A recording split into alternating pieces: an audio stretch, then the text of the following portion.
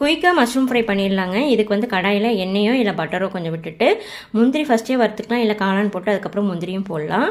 இதில் வந்து காரத்துக்கு ஏற்ப மிளகாய்த்தூள், மஞ்சத்தூள், கொஞ்சம் மிளகுத்தூள் இதெல்லாம் போட்டுக்கோங்க. இது ஒரு பேக்கெட் மஷ்ரூம்கானது. இதை வந்துட்டு கொஞ்சம் உப்பு சேர்த்து நல்லா வதக்குனிங்கன்னா இது தண்ணி மாதிரி விடுங்க. தண்ணி விடலைன்னு தெரிஞ்சால் மட்டும் கொஞ்சமாக தண்ணி விட்டு அதை வற்ற விடணும். இப்போ இது எல்லாத்தையும் சேர்த்துட்டு மூடி போட்டு குக் பண்ண போகிறாங்க. இது வந்து 5லேருந்து 10 நிமிஷம் பிடிச்சிச்சு.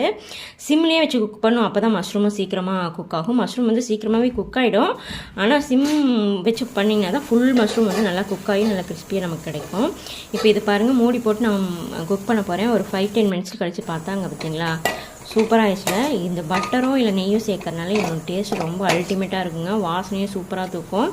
இந்த ஒரு பேக்கில் 2 கிட் சாப்பிட்டாங்க. இதே நிறையா வேணும்னா 2-3 பேக்கெட் சேர்த்து எல்லா கெஸ்ட்டுக்கெல்லாம் கூட நீங்கள் கொடுக்கலாம். இது எல்லா டிஷ்க்குமே சூப்பராக இருந்துச்சுங்க. இந்த ரெசிபி பிடிச்சிங்கன்னா எனக்கு ஒரு சப்ஸ்கிரைப் பண்ணி லைக் பண்ணி ஃபாலோ பண்ணிவிடுங்க.